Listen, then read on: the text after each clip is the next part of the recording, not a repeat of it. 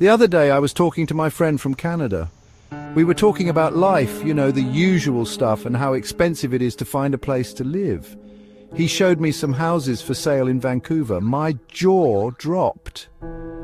A tiny apartment, smaller than my closet, cost over $1 million. Turns out Canada, the land of nice people and yummy syrup, has a secret houses there are crazy expensive.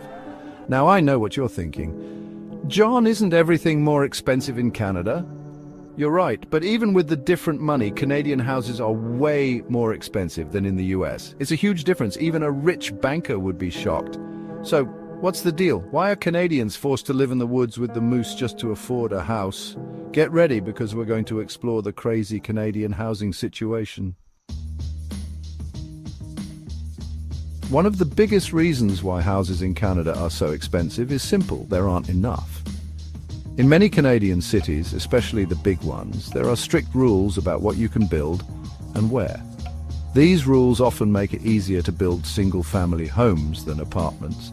And if you thought those rules were tough, just wait until you try to get permission to build anything. It's like trying to run a race in slow motion, super slow and tiring. All these delays mean fewer houses get built, and the ones that do get built are very expensive. Now let's talk about why so many people want to live in Canada. Canada is very welcoming to people from other countries, and lots of people have moved there recently. And who can blame them? Free healthcare, beautiful places, and a government that always says sorry. It's great. But here's the thing, and all these new people need somewhere to live. This makes it even harder to find a place to live, especially in big cities like Toronto and Vancouver. It's like trying to fit a whole hockey team's equipment into one small locker. It just doesn't fit. Okay. So another big reason why houses cost so much in Canada is because of these things called development fees and taxes. Imagine someone wants to build a bunch of new houses, right? Well, they have to pay a lot of money to the city or town. These fees are supposed to help pay for new roads, schools, and stuff like that. But here's the thing. These fees make the price of a new house go way up. And then on top of that, there are all sorts of other taxes that make buying a house even more expensive. So, who ends up paying for all these extra costs? You guessed it, the person buying the house. It's like a big pile-on, and it makes it really hard for people to afford a place to live. Furthermore, construction costs surged over 50% from 2020 to 2023 due to high demand and limited supply. Concrete prices went up, steel prices increased, and labor costs rose amid a labor shortage. Development fees and taxes have also increased significantly, adding to the overall cost. These charges, which include fees from all levels of government, have risen dramatically.